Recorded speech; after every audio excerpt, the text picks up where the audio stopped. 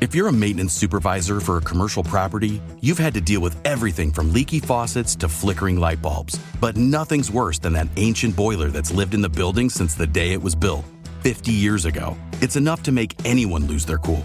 That's where Grainger comes in. With industrial-grade products and dependable fast delivery, Grainger can help with any challenge, from worn-out components to everyday necessities. Call, click Grainger.com, or just stop by. Grainger, for the ones who get it done. At your job, do you ever have to deal with a nose roller? How about a snub pulley? Well, if you're installing a new conveyor belt system, dealing with the different components can sound like you're speaking a foreign language. Luckily, you've got a team ready to help. Grainger's technical product specialists are fluent in maintenance, repair, and operations. So whenever you want to talk shop, just reach out. Call, click Grainger.com, or just stop by. Grainger, for the ones who get it done. If you find yourself in need of legal representation, it can be a very stressful time in your life. In my career, I have dealt with thousands of lawyers, I've dealt with thousands of law firms, and I can confidently recommend to you Keith M. Davidson at kmdlaw.com. Available 24 hours, 7 days a week. Just log into kmdlaw.com. That's kmdlaw.com. Or you can call toll-free 833-4KMD-LAW. That's 833-4KMD-LAW. Personal injury, wrongful death, STDs, sexual assault, car accidents, they handle it all efficiently and professionally. It doesn't matter how imposing the opposition may be, because the team at kmdlaw.com are battle-tested and fierce. They will not stop until justice prevails. Go to kmdlaw.com or call toll-free 833-4KMD-LAW. If you're in for the fight of your life, stop screwing around and contact KMD Law. Before Epstein was the Franklin cover-up. Before that, the Finders, and long before that, the Cleveland Street Scandal. Pedogate Primer is a concise intro and overview of a growing child abuse epidemic worldwide. It features shocking instances of institutionalized and organizational pedophilia throughout history. Churches, cults, the world of arts and entertainment, the government, NGOs, charities, and major corporations are all complicit or culprits in many instances. Pedogate Primer delves into material that for many may seem like the stuff of conspiracy theories. For this reason, the book draws on academic resources, declassified documents, and other reliable sources, and steers clear of conjecture. Such shocking true stories need no embellishment. Emailrevealer.com. People ask me all the time, hey Ed, are you still a private investigator? I sure am. Go to emailrevealer.com. We handle adoption investigations, infidelity investigations, where you give us your spouse's email address. We trace it back to online dating websites, catch them cheating online. Email tracing, locate or identify somebody from as little as an anonymous email address. Someone owe you money? Back child support? We can find that deadbeat, locate his hidden assets, locate his hidden bank accounts, find his current place of employment, and even assist you in obtaining a judgment and recover that judgment for you. Emailrevealer.com. Digital forensics, computer forensics, cell phone forensics, recover deleted text messages. Create a report that you can use in court. Emailrevealer.com, 800-572-9762. The Opperman Report is brought to you by Aquadam.net. You can give them a call at 707-764-2119. A flooded home is never easy to deal with. You're left with the mess to clean up, the insurance companies to deal with, and not to mention all the memories, the precious memories that are lost in the flood. You can never replace those. And Aquadam can be a tool in your arsenal to protect your home and property from the floodwaters. The cofferdam is filled with water to control water and is reusable as long as it's taken care of. It can protect your home or business from rising floodwaters like a dam, but without the beavers. It can also be used in construction. If you need an area to be dewatered, an Aquadam can do the job. An Aquadam was used at SeaWorld in Orlando for the Mako roller coaster ride during the coaster's construction by dewatering the work area. An Aquadam is now dewatering the work area at San Antonio SeaWorld for their newest roller coaster ride. An Aquadam has been used in many construction projects all around the U.S. and all around the world. Now give Aquadam a call, 707-764-2119. You can look them up online at aquadam.net. You can find them on Facebook at Aquadam Inc. You call them up, you email them, you tell them Ed Opperman sent you, and they're going to take 10% off the price. Aquadam.net, 707-764-2119. It's the Opperman Report, Join digital forensic investigator and PI Ed Opperman for an in-depth discussion of conspiracy theories, strategy of New World Order resistance, high-profile court cases in the news, and interviews with expert guests and authors on these topics and more. It's the Opperman Report. And now, here is investigator Ed Opperman.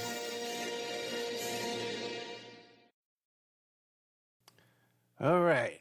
Okay. Welcome to the Opperman Report. Yeah, I have to say okay every time. I can't stop myself. Okay. Welcome to the Opperman Report. I'm your host, private investigator Ed Opperman. You can find me at Opperman Investigations and Digital Forensic Consulting. If you need to hire a private investigator, you can contact me at oppermaninvestigations@gmail.com. Be sure, if you like our Patreon, to go to Opperman Report Patreon. As a matter of fact, if you've been watching this Marjorie Taylor Greene debacle all day today with Matt Gaetz sitting in there, I got a video of his buddy, his wingman, in a 4-hour standoff with the police, okay, when they're taking him away to federal prison, where he's bound to be testifying against Matt Gaetz. So wonderful, wonderful stuff coming up here at the Patreon. Now, listen, I know a lot of people contact me saying, "Oh, Ed, you haven't uploaded it in a while." But the thing is, I got to hire somebody to come in and spend the whole day uploading that stuff. And I've been totally sick this week, but I'll tell you about that in a minute. But once again, our archives are free if you go to Spreaker.com. And what do you call it? Go to Spreaker.com. There's a chat room, and there's you get an email notification anytime I put up new content. And there's an exclusive show we do on Spreaker every Friday night that you pretty much can't hear anywhere else unless you're a member of Spreaker. So I got more notes than I can handle. I had I've been up since this morning, since 5 o'clock this morning. Okay? I've been doing a Daniel fast. Again, I feel pretty good, man. But, you got that withdrawal stuff. No alcohol, no sugar. You stop drinking, you have that moment of clarity. You have those moments of clarity when you quit drinking, So I got all that. But also, too, this week I've had these fevers, man. These fevers and chills. So bad that... I lost like 20 pounds of sweat, like night sweat, sweating in my bed, where I got to get up in the middle of the night and change my clothes and dry the sheets off with a fan. So really, really, really brutal week. Okay, I got more content to talk about tonight. I could fill 10 shows. Well, like I said, I've been up since 10 a.m., and I've been watching this Marjorie Taylor Greene thing all day long, which is such a freaking circus. This woman is incredibly dumb, an incredible liar, and had a horrible defense attorney. So hopefully, I'm talking to one of her opponents about coming on the show over there in Georgia, supposed to be running against her. Or otherwise, maybe during the week, I'll rewatch the whole thing because it was just so much fun. I missed a couple of little parts, and I'll just produce a whole show on that. Now, coming up tonight, I got some serious, good quality stuff for you tonight, and a couple little disappointments, okay? One is we have a show about the Oklahoma City bombing with a Mr. Booth. I don't recall his first name at the moment. What happened was we taped this a few weeks back, and but there was some content in there that is under seal, and a court sealed, that he was concerned that he didn't want it to get out there over the radio, so we had to go back and he edited it out for us. And so now we have that content tonight. But there's some really good stuff in there about some CIA connections to McVeigh. And I mentioned 9 years ago when I did a show with Wendy Painton, who, by the way, I find out now is alive and well. She had been off the grid for all this time. I was chatting with a spammer or a hacker on her Skype account for a while there who was pretending to be her. But it wasn't like nefarious. It was just one of those normal scams that you get when you get hacked. It wasn't something over the top there, hopefully. So anyways, we have that coming up there. And then we have another show about the Jehovah's Witnesses and their connections to the occult and occult rituals and sexual abuse and all kinds of stuff like that. Now, I did this great show this week. I taped with this gentleman who, he wrote a book called Paralyzed Emotions, okay? Now, I went into the show with this guy, and my emotions are pretty raw this week, too. I'm having a very, very rough, exhausting week, man. I've been really working on a lot of stuff. A lot of emotional stuff came up in my life, in my personal life. Busy with cases and all kind of interesting stuff in the news. Had a whole crazy beef with the whole Maury Terry, Son of Sam Facebook groups where I've left all the groups. And it's just such a relief, too, to be out of that mess, to tell you the truth. So I taped with this gentleman about paralyzed emotions. And the recording didn't come out right. It failed to record. So I'm going to tape with him again. Such a nice guy at my age. And he spent 12 years of his life as an absolute zombie, overprescribed Thorazine and lithium, and then another drug that I never even heard of. I can only imagine. And he talks about, being like in a zombie state and being in his basement with, in a corner clutching a gun, just horrific stories. As a matter of fact, Shane McKay, I'm going to put you in touch with this guy. I think he would be a perfect guest for your show. A nice guy as well, but the recording didn't come out. I'm going to tape it up next week. But there was one point when he was talking, and I'm listening to this, and he's talking about how he lived in this small little town, and his whole life consisted of going to church and coming back home. Whew. And I just sat there and I said, oh, man, what a beautiful life that would be, man. What a beautiful life that would be. Because, I'm really, a lot going on here, okay? Now, because we had that problem with the Oklahoma City bombing show with Mr. Booth, I couldn't play that show last week. Now, I had taped this other show with Jonathan Mitchell and I called it the Son of Sam Circus. Now, my intentions with that show, because I can't send that show out to the stations. No one's going to know what we're talking about. It's all behind-the-scenes gossip kind of stuff. And so my intentions was to put it in Patreon, just for people who listen to the show that are super fans of the show. I hate to use the word fans, but, real dedicated, long-time listeners that understand the whole journey of Son of Sam. So, but I couldn't, and at the last minute, I needed to throw it up on Spreaker last Friday night, okay? Because I didn't have any content to put up. And right now, on a lot of the AM/FM stations, they're playing repeats. Because I've been so sick this week, I haven't even had a chance to send them the shows. There was one night I was hallucinating. My fever was so bad I was having hallucinations in my bed. I was hallucinating that I was in prison and I had a cell phone in prison. I was worried that the cops were going to come find my phone. Okay, how do you like that? All right, but I got to tell you, okay, with the Son of Sam Circus, it's worse than a circus. Okay, it's more like a sideshow carnival with these real tough carnies that drag you in the back and kick the crap out of you. Okay. Now, it's not a place that I can no longer endorse at this point. And if you joined because of me, if you contacted me and you heard me talking about it and says, hey, I want to get involved in the Maury Terry groups and all this kind of stuff, and I says, okay, hey, I'll get you an invite. I'll show you where it is. I can no longer be responsible for encouraging you to be involved in that environment with the way things have changed over the past 3 years of what I've seen. Okay, so I urge you to use caution. If you're still a member of these groups, I'm not pointing at any one particular group in particular, all of them, and this whole scene that ever since the whole Netflix thing has come up. Okay, and I have a whole theory of what's going on, and once again, as so often happens with this show, is the things that I most want to tell you about, the things that are most active on my mind. And have consumed the most time of my week, I can't talk to you about, okay, because I'm working on other things. But I'll just give you a little idea what happened this week. I wake up Easter Sunday morning. Now, interesting the choice of the day to attack me, okay, because that show has been up for, a week, right? It came up Friday, but I'm not attacked until Sunday, Easter morning, Sunday. And I wake up to this 10-paragraph post targeting me personally and my show and my professionalism and my credibility, okay? All right? And the guy has the nerve to say, call me yellow journalism, I need to apologize to this guy and I need to apologize to that guy. Now, meanwhile, this guy's only been around less than a year, okay? I've been in this group for 10 years. Okay, I left for a while. I've left before. I'll probably go back someday, or start my own or something. Who knows what? And I'm not saying I'm going to totally give up reporting on the Son of Sam cult or the Process Church. Absolutely not. I'm just not going to be influenced by this stuff anymore. Okay, with what I see going on, this whole new direction things are taking. Okay.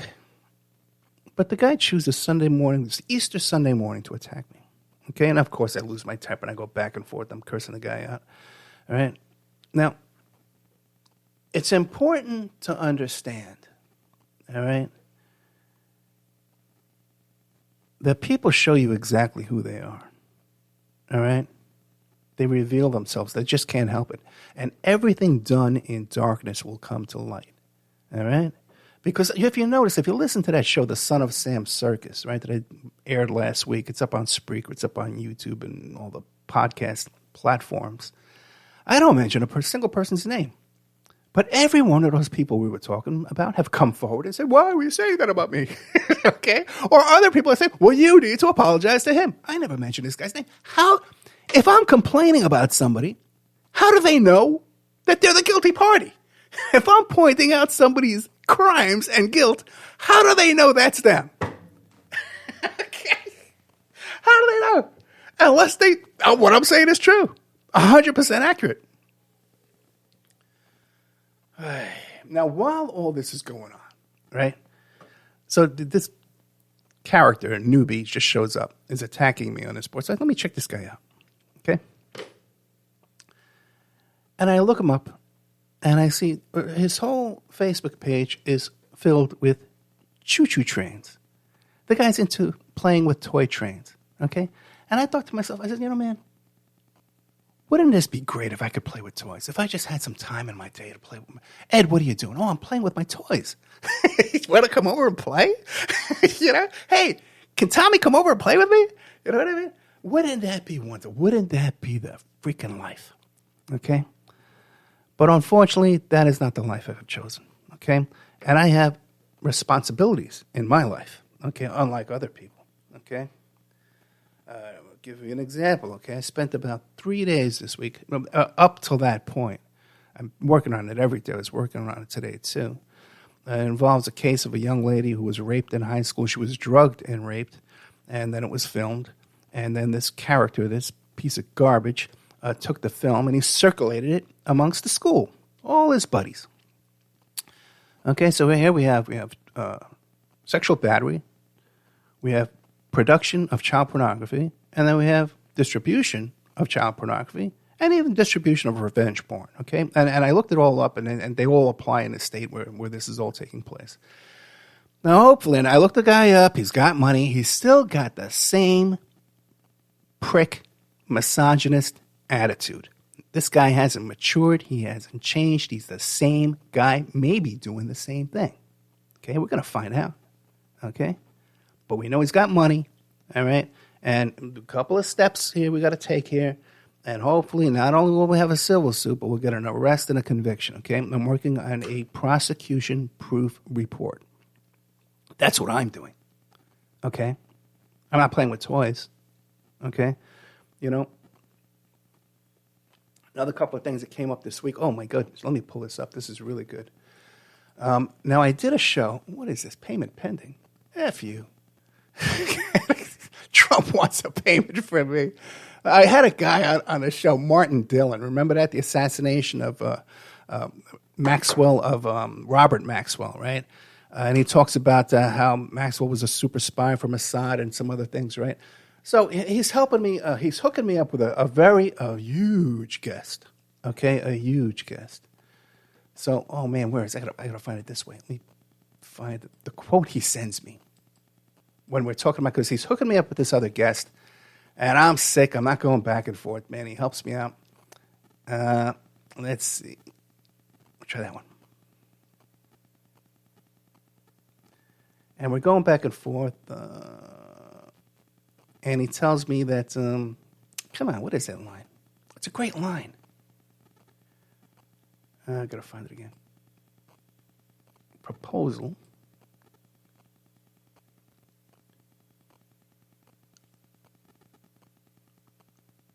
Oh, not that one, sorry. Oh, boy, I wish I had this better prepared. I apologize. Okay, there we go. All right. Now, he said that after he did the show about the Martin Dillon, about the assassination of Robert Maxwell. Now, by the way, we pretty much know, I know, okay? We haven't discussed with him or confirmed with him, but I'm pretty sure I know who assassinated Robert Maxwell, right? So a friend of his listens to the show, and he contacted him and says, oh, my God, that was the best show in the world you've done so far. You've revealed so much stuff. Ed should edit all this stuff out and put it up on the internet. It's already up on the internet. But if that show, for some reason, didn't get the kind of attention that I think it deserves, so I'm going to put it up ad-free on Patreon as soon as I can, okay? And the guy says, you should have told Opperman about Maxwell's suggestion to Mossad that they should help the KGB get rid of Gorbachev. I'm going to say that again. You should have told Opperman about Maxwell's suggestion to the Mossad that they should help the KGB get rid of Gorbachev. So I go back to him. I said, hey, man, can I share that information? He goes, oh, yeah, sure. And feel free to mention the Gorbachev story. And then he goes on to say, Mossad rejected Maxwell's suggestion that they should help the KGB get rid of Gorbachev. The KGB had to ask for Maxwell's help. Mossad thought the idea was dangerous because Washington would go nuts if they found out that Israel was involved in such a scheme. This convinced some in Mossad that Maxwell was out of control and potentially a dangerous cog in the wheel. At this time, he was starting to lose it and was under considerable pressure. Feel free to use it. Get well, my friend. Okay? So now that's some blockbuster exclusive information the good old Ed Opperman from the Opperman Report here got for you, and it's delivered to you. Okay? Because I work for you. All right?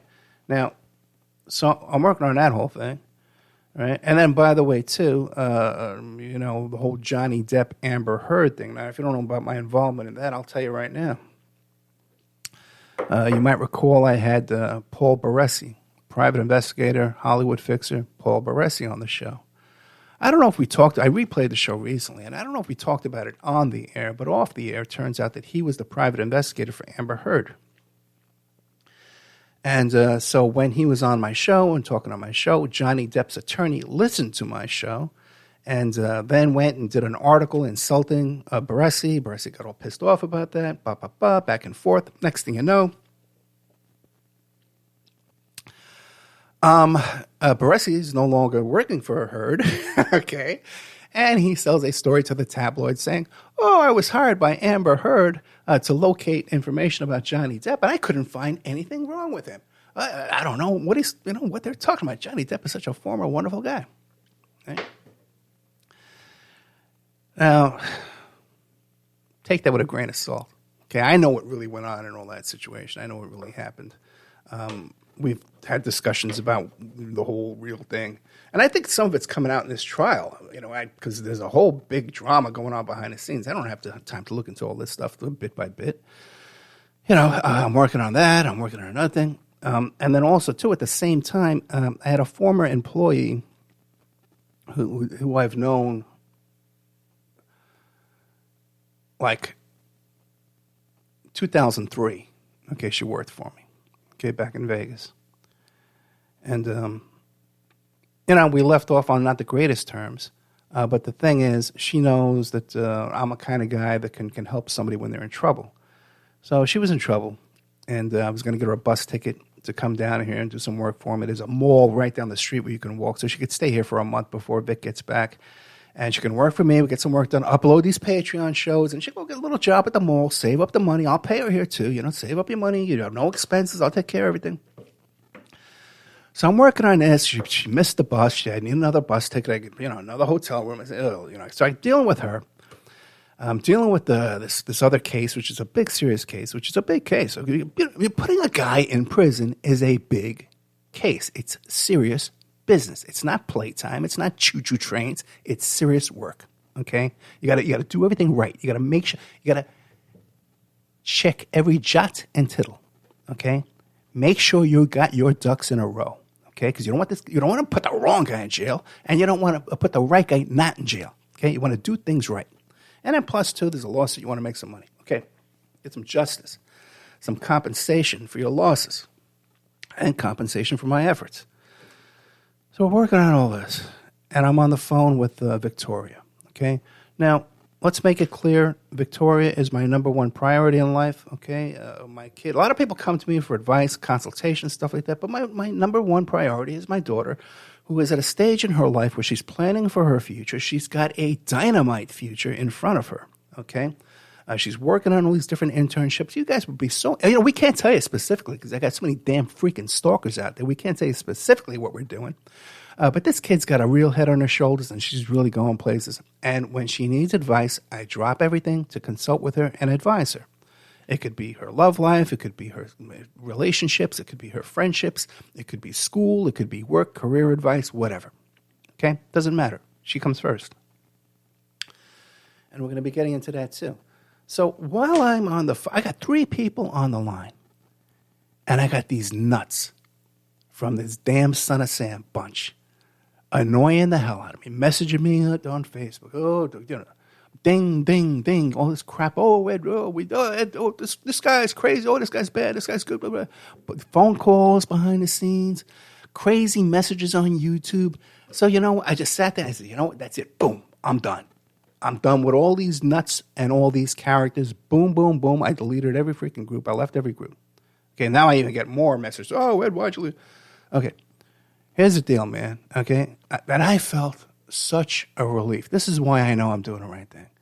Because once I blocked these nuts, I felt such a freaking relief. Man, thank God, I'm done with this, man. These little beep, beep, beep, beep, beep, beep, beep, beep, beep, back and forth nonsense. With their toys, and their little gossip, and their egos, and their YouTube channels, F this crap, I was going to laugh. Me and my buddy one time, Bob, we were at the Hard Rock Cafe. Remember that story about the runaway bride? Okay? Me and my buddy are at the Hard Rock Cafe, Hard Rock Hotel in Las Vegas, and we're hanging out by the pool, we're drinking, right? And this girl comes up, this skinny girl, she comes up to get a free drink from some guy, some sucker buys her a free drink. I think it was like a vodka and tonic or something like that, a vodka and soda.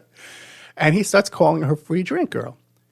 And then he goes, because, he's a cop, and so he watches the wanted posters and stuff like that. So when he saw this girl, he says, hey, that's the runaway bride. He says, you're the runaway bride. He was calling her free drink girl. And she goes, I ain't messing. I didn't run away. I said, fuck it. She said, fuck. She was saying, fuck it. Okay? Fuck it. So that's what I said about the Terry Punch. Okay? I love Maury Terry. Okay? And I personally, we hate each other. I love his work. I respect his work. I have no problem with that. Okay? But this new direction and this nepotism and the funding coming in and the distractions and the yokels and the characters and the egos, I ain't dealing with no more. Because let me tell you something, okay? There's a scene in The Godfather. Right? The end. When good old Don Corleone is an old, wise, and he's giving advice to his son there, Michael Corleone. Right? What does he say? Let me pull it up. Let me find out. Oh, man, do I still have it up? I don't think I do. Oh, man, I'm screwing everything up tonight. Oh, yeah, I could find it quick. Sometimes it's worse to have too many notes, to have too many notes written down, just better to go off the top of your head. Let's see here. I'm going to find this. Oh, it's another person I'm going to block here. You have a whole new regime around here, guys. There's a whole new attitude of how I'm running things in my life here, man. Things are going to change. No more Eddie Opperman to kick around anymore. Here it is. Mr. Corleone says in this clip, he says, I spent my whole life trying not to be careless. Women and children can afford to be careless, but not men. Okay? I don't have it. I spend my life trying not to be careless. Women and children can be careless, but not men.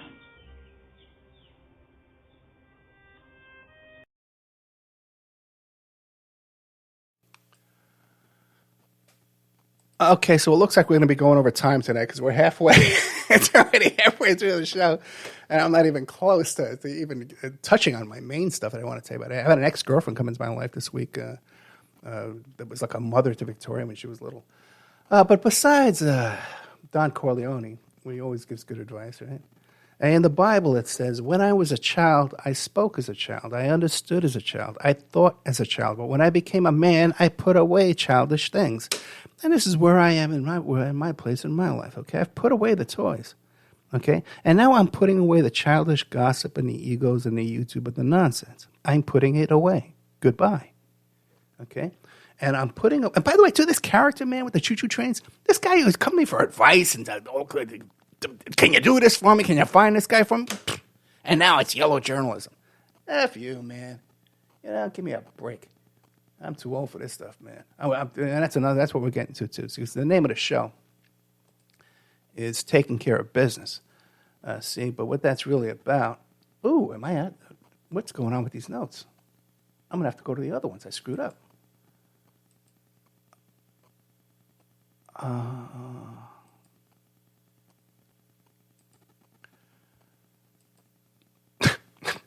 One more thing I forgot.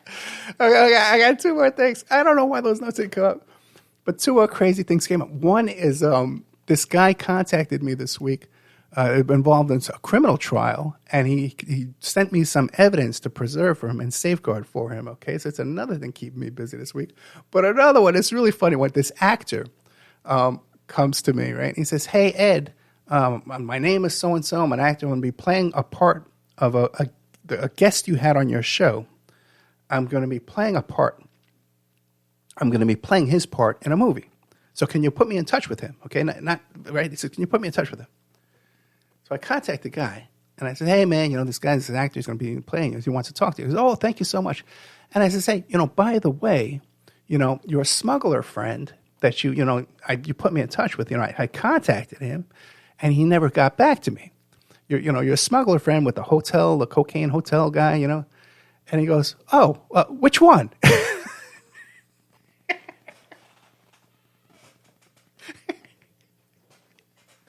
Yeah, how many smuggler friends do you got, bro? So anyway, oh my God, that was another funny thing this week. So what a week, man. What a week it's been, man. Now the thing is, okay, I'm telling you about how I had this fever this week. The name of tonight's show is Taking Care of Business. Right? It sounds good, right? Oh, boy, look at it. He's taking care of business. Look at him. Daniel Fast. He's getting back in shape. He's shot out of a cannon tonight. He's pissed off at the world. He's cutting out distractions. He's taking care of business. That's not what this title means. You know me. My titles, no one knows what my titles mean. I don't know what my titles mean. I go back looking for a show. I can't find it because the title doesn't describe what's in the show. But that's the show. You don't like it? Tune away.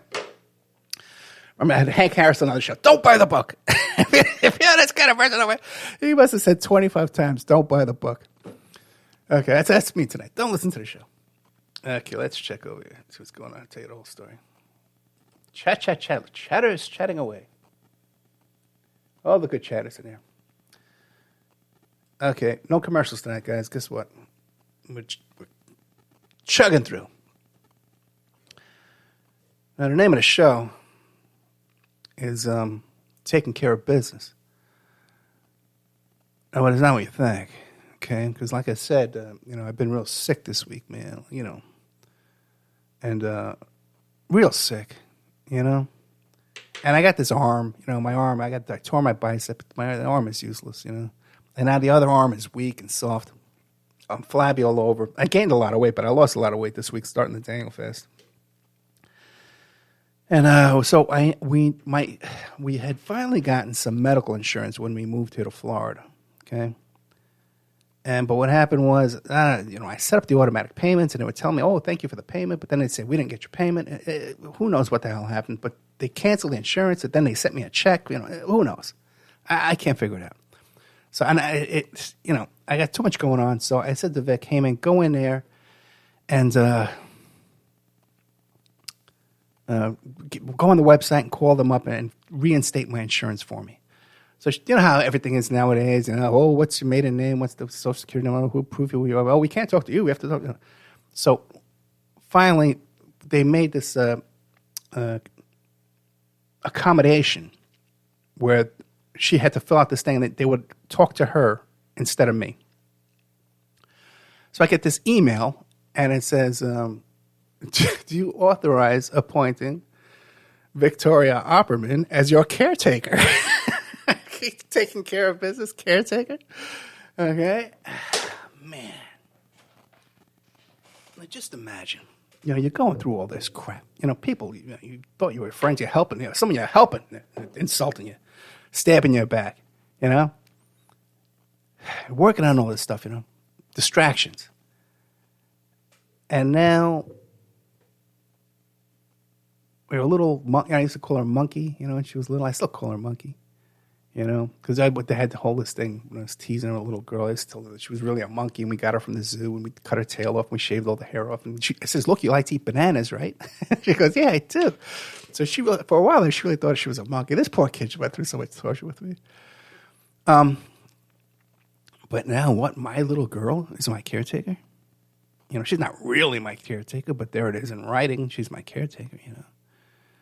And right away I started thinking, we can't have this, man. You know, I got to set up a 401k and an IRA, you know, and, you know, make her the beneficiary for that. I got to get a life insurance policy and make her beneficiary for that. So that I'm not a burden, okay? I'm not going to be a burden on anyone, ever. All right? Now, I was watching this movie this week. And there was a scene where these couples had snuck into a water park at night, and they were splashing around in the pool, and security guards showed up and they chased them out of the pool. And as these women in their little bikinis are running out of the pool, they're flailing their arms about as they run, right? And right away it reminded me. I said, "Oh man, that reminds me. I had this girlfriend named Holly, right around 2005, I guess it was." 2006 or 7, and back as a matter of fact, when she was living with me and answering the phones and doing all that stuff for me, we were making $750 a day. Okay, so for all you guys who want to give me advice on how to make money and tell me I'm always begging you for money and all my, you know, I know how to make money, guys. Okay, I know how to make money. I have priorities. Money is not my number one priority. And yes, for a number of years now when I did the show, and you may hear a repeat when I'm complaining about money, but right now I'm financially stable, okay? I'm probably a lot better off than many people in this audience. So I don't need your advice on how to build up my YouTube channel and get likes and shares and stuff. YouTube isn't even monetized, okay? I make zero money from YouTube. It's a distraction. And guess what? That's going to go soon too, okay? All the distractions are going to be gone. And if this radio show has to go too, it's going to go. Here's my priorities. My number one priority in my life is my family, okay? Secondly is myself, okay? Then my clients, my paying clients, okay, who come to me. I have a fiduciary responsibility to take care of their interests, protect their freedom, you know, their make sure they get compensation, they get legal justice, okay? They're protected from harm. Whatever they need, whatever they hired me to do. Okay, then after that comes, you know, this radio show, okay, which again I'm trying to use as a tool for, you know, social justice and political justice, okay, social and economic justice, okay, once again, okay, and I lure people in with true crime and conspiracy, and I reveal a lot of good stuff, okay, get a lot of good stuff done. I know what I've done, okay, and I know what I'm going to do in the future. I know what I'm capable of doing. All right? And people come to me for advice. That people actually pay me to give them advice. They pay me to consult with them. They pay for my consultation. Okay? Now, once someone's paid you for consultation, then you kind of realize, hey, you know, unless someone's asking me for advice, I don't butt my nose into somebody else's life and give them advice. Okay, but people love to butt their life into my life and give me advice. Unsolicited advice. Clueless advice many times. Like, I really want a YouTube channel with 500,000 subscribers, so I got another 500,000 idiots sending me notes and messages and stupidity that I'm not going to make a dime off of, okay, that don't understand what I'm doing anyway. You got to hear these comments I get from YouTube. They're nuts. YouTube is not reality. It's not. And YouTube, by the way, having a big YouTube channel is not something that's prestigious or respected. Okay, it's really an embarrassment. Okay, trust me, guys, on this.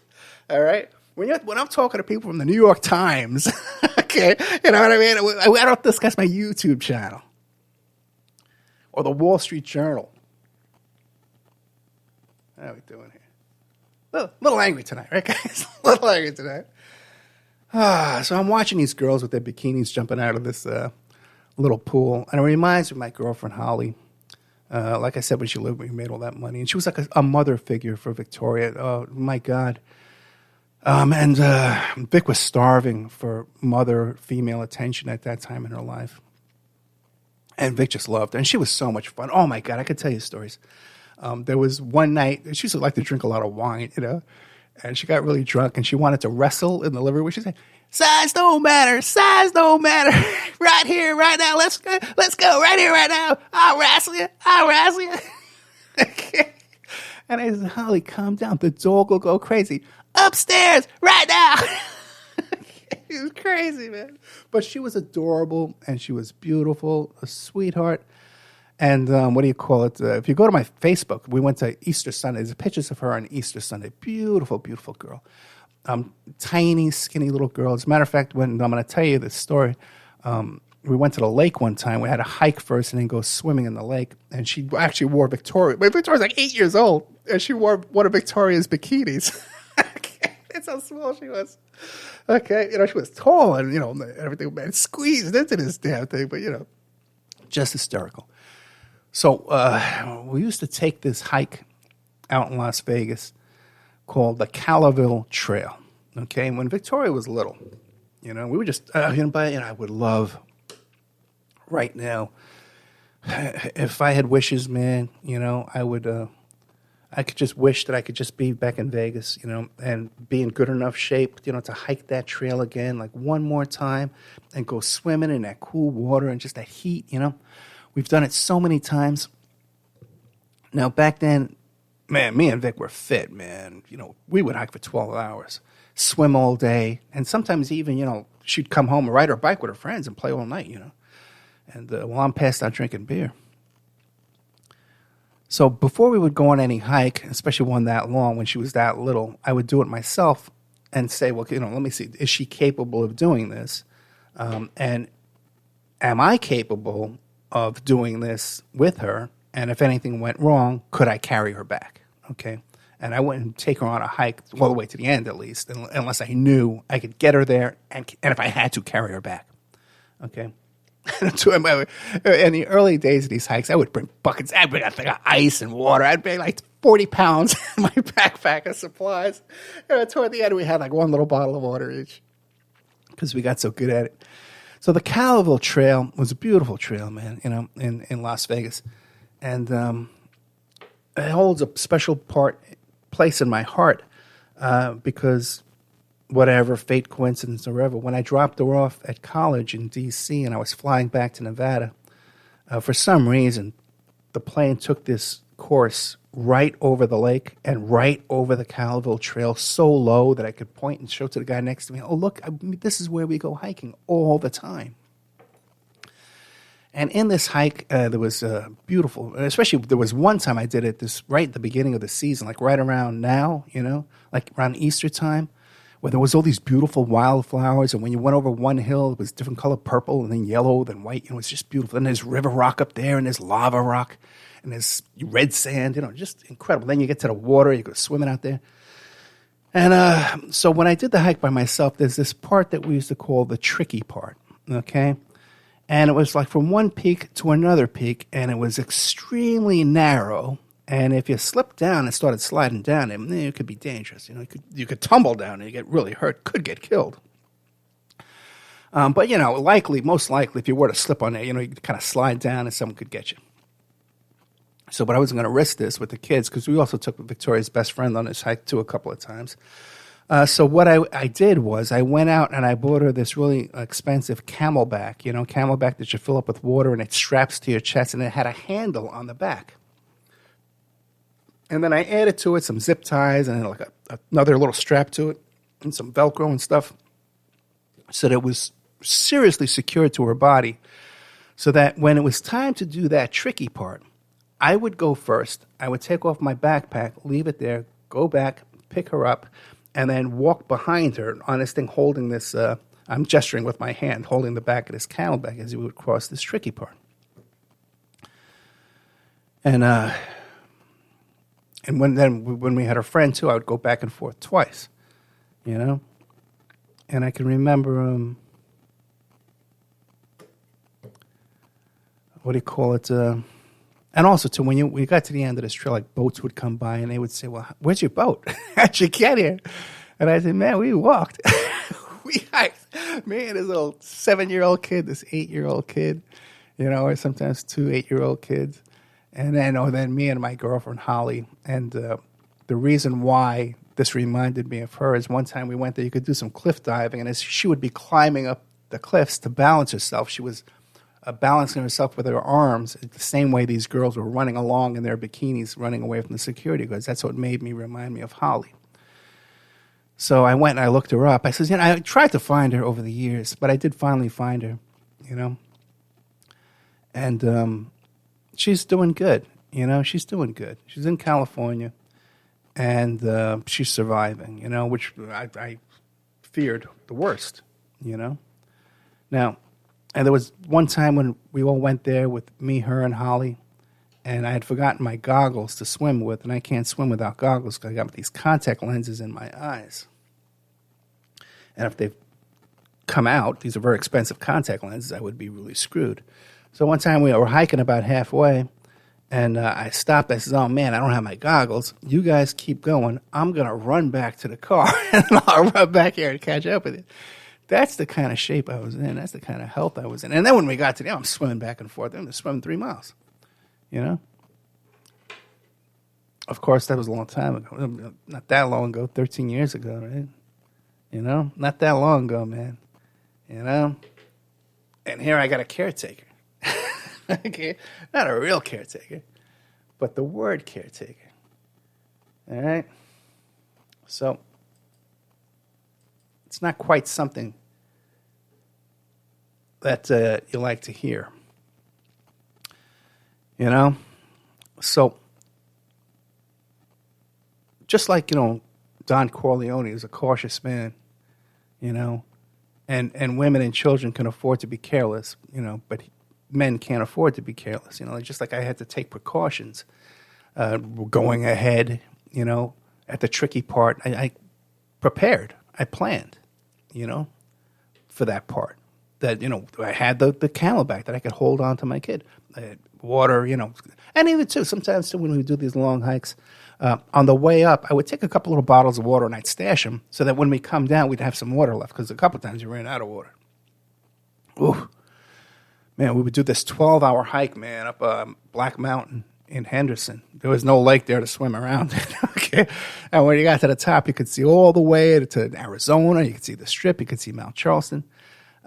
But coming down one time, we had run out of water. When we got to that car, we guzzled, man. We drank like 6 Gatorades each, man, you know, went and got. And then we would go to, what was that place? The Crab Shack, Joe's Crab Shack. And I'd get a nice big tall beer. And Vic would get ice cream and stuff like that. And we'd buy some seafood. But what's the moral of this story? What is the moral? Ed, what are you talking about? What's going on here?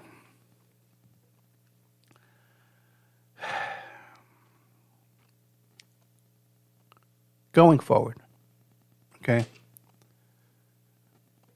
Going forward. We're not going to have these distractions anymore. And we're not going to have this foolishness and this nonsense anymore. I've only got a few years left is the point I'm making, okay? And I spent the last couple of weeks telling you, hey, you know, maybe I'm going to quit, you know, and it would be nice. Wouldn't it be nice to go play with toys every day? Wake up in the morning, go play with toys? Wouldn't that be nice? Wouldn't it be nice, like this guy, the paralyzed, what was that again? Paralyzed emotions. You know, look that up, man. This guy's a brilliant guy. Well, he's got problems still, but if read every review of this book, man, everybody talks about how honest and emotional this guy is. What he did was he took letters that he wrote to his psychiatrist and he put them into a book, you know, so that people would understand what it's like to have hallucinations and to be gripped in this bad medications and stuff like that, you know.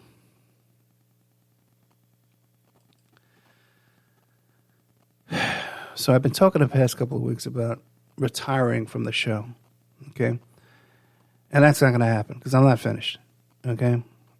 I have a renewed enthusiasm for what I'm doing here. And especially since so many people came to me this week with, trusting me with this evidence and with the looking for this CIA drug smuggler guy, and the whole Depp thing being in the news, it's, and you could talk about this stuff. You got a date, you talk about this stuff. Hey, guess what? Watching Johnny Depp and Amber Heard. You want to know what really is going on? And it's kind of funny too, because even when you tell somebody, hey, I know exactly what's going on there, they say, well, this is what I think, because I've been watching TV. I always love that, man. You have a chance to talk to somebody who's personally, directly involved, but then you say, well, Ed, that's great, but I saw on TV this other guy say this. Or even worse, they talk about they saw something on YouTube of a guy who basically watched another YouTube video and then has an opinion or an analysis, or an estimation of what's going on in real life. So I guess that's the moral of the story, that I ain't giving up, guys. I ain't quitting this show. Okay? I got big stuff coming up, man. Big stuff coming up, man. A couple of these shows coming up, you guys are going to flip. You're not going to even believe I got these guys. Of course, I can't talk about it in advance because we got so many issues to deal with out there. Right? Issues that you guys, if someone can say to me, hey, Ed, all you got to do is learn how to edit your YouTube channel and create some thumbnails and you'll have 500 subscribers. Okay. You have no idea what I'm doing. You have no idea what's going on here. You're wasting your time watching this show. Okay? If you think I have any concern about my YouTube channel or any other idiot's YouTube channel, okay, you have no idea what's going on here. Like, not even close. I don't even like put tags, like CEO tag, like what's the show, so you could search and find it on YouTube. The opening credits to YouTube says, hey, leave YouTube and go to Spreaker, okay? Because I don't get paid from YouTube, and YouTube has deleted half my good stuff. The best stuff is gone. You can't find it there. You're not involved in the show if you're watching over there. If you're listening over there, you're wasting your time. You're only getting what they're allowing you to see and hear. Doesn't that bother you? And meanwhile, too, let's say, okay, they did monetize me, put some ads. They're going to keep 90% of that money and give me scrap. I've never made more than $300 a month on YouTube. When I had 3,000 subscribers on YouTube, okay, I made $300 a month. When I had 20,000 subscribers, I made $300 a month. Okay, so 50,000 is what? I'll make what? $600 a month? $800 a month? Oh, but Ed, you'll get all this attention. You'll get likes and shares and tweets. Oh, my God. I hope I'm giving you a little bit of a glimpse here in the background of what I'm trying to do here and what motivates me. I'll give you a little hint. I'll give you a little story real quick, and then I got to get out of here because I'm going to be playing right after this. I'm going to be playing the Oklahoma bombing thing. Years ago, I used to have this search I did. I still do it, where it's an online infidelity search where I can trace email addresses to online dating websites. So this guy, contacts me. His wife's cheating on him. He gives me her email address, and I trace it back to a MySpace page, right? And, so pretty much, that's pretty much just it. You copy the link for the MySpace. Yeah, this is her MySpace. This is her eHarmony. This is her Match.com. This is her Plenty of Fish. This is what she's doing. This is her Tinder, blah, blah, blah. Right? But I see this MySpace, and I'm looking at the page, and I see there's a biker. There's a regular couple, and I see there's a biker gang guy on her friends on MySpace. So I click on his picture, and I start looking through other pictures. And I see a picture of a little 5-year-old kid holding a handgun. It was a 45. What's that? I forget. 911, I think it's called. Military. 45. I look at that. I says, "Well, is that a real gun?" I said, "That's a real freaking gun. What's going on here?" And I look at the kid, And I says, wait, could that be my client's kid? I said, I go to my client's Facebook page, and that's his kid. Okay. So now I could have just, I got paid the $100, the job's done, I'm about going my own way. But I says, no, I call up I'm not getting paid for this, by the way, unless I can't initiate consultation fees. I can't initiate consultation expenses on a flat fee search. But I go out of my way, and when I contact the guy, and I says, hey, listen, man, I found your kid holding a gun on this thing. Hey, what do you want to do?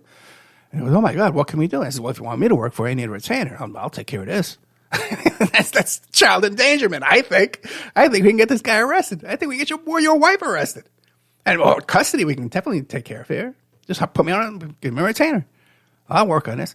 So it turns out the guy, the biker, was a felon in possession of a firearm. He's on parole. I contacted his parole officer, and I says, hey, man, look, this guy's just giving a gun to a 5-year-old kid.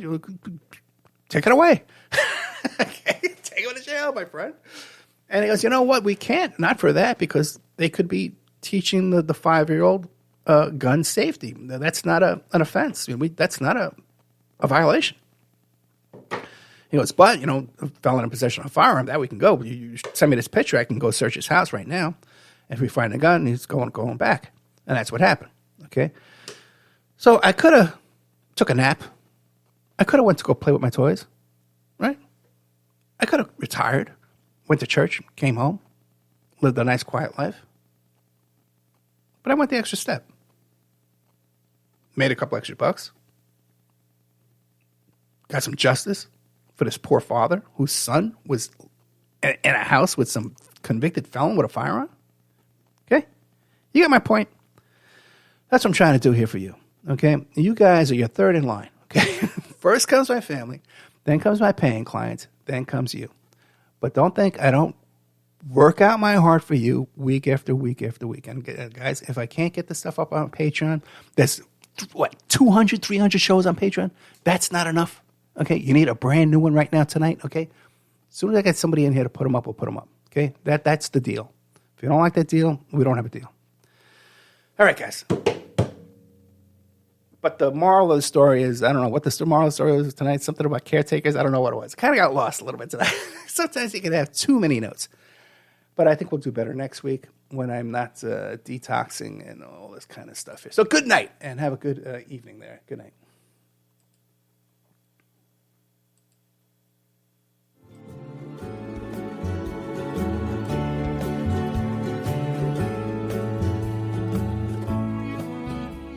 And now a word from our sponsors. Before Epstein was the Franklin cover-up. Before that, the Finders. And long before that, the Cleveland Street Scandal. Pedogate Primer is a concise intro and overview of a growing child abuse epidemic worldwide. It features shocking instances of institutionalized and organizational pedophilia throughout history. Churches, cults, the world of arts and entertainment, the government, NGOs, charities, and major corporations are all complicit or culprits in many instances. Pedogate Primer delves into material that for many may seem like the stuff of conspiracy theories. For this reason, the book draws on academic resources, declassified documents, and other reliable sources, and steers clear of conjecture. Such shocking true stories need no embellishment. If you find yourself in need of legal representation, it can be a very stressful time in your life. In my career, I have dealt with thousands of lawyers, I've dealt with thousands of law firms, and I can confidently recommend to you Keith M. Davidson at kmdlaw.com. Available 24 hours, 7 days a week. Just log into kmdlaw.com. That's kmdlaw.com. Or you can call toll-free 833-4KMD-LAW. That's 833-4KMD-LAW. Personal injury, wrongful death, STDs, sexual assault, car accidents. They handle it all efficiently and professionally. It doesn't matter how imposing the opposition may be, because the team at KMDlaw.com are battle-tested and fierce. They will not stop until justice prevails. Go to KMDlaw.com or call toll-free 833-4KMD-LAW. If you're in for the fight of your life, stop screwing around and contact KMD Law. The Opperman Report is brought to you by Aquadam.net. You can give them a call at 707-764-2119. A flooded home is never easy to deal with. You're left with the mess to clean up, the insurance companies to deal with, and not to mention all the memories, the precious memories that are lost in the flood. You can never replace those. And Aquadam can be a tool in your arsenal to protect your home and property from the floodwaters. The cofferdam is filled with water to control water and is reusable as long as it's taken care of. It can protect your home or business from rising floodwaters like a dam, but without the beavers. It can also be used in construction. If you need an area to be dewatered, an Aquadam can do the job. An Aquadam was used at SeaWorld in Orlando for the Mako roller coaster ride during the coaster's construction by dewatering the work area. An Aquadam is now dewatering the work area at San Antonio SeaWorld for their newest roller coaster ride. An Aquadam has been used in many construction projects all around the U.S. and all around the world. Now give Aquadam a call, 707-764-2119. You can look them up online at aquadam.net. You can find them on Facebook at Aquadam Inc. You call them up, you email them, you tell them Ed Opperman sent you, and they're going to take 10% off the price. Aquadam.net, 707-764-2119.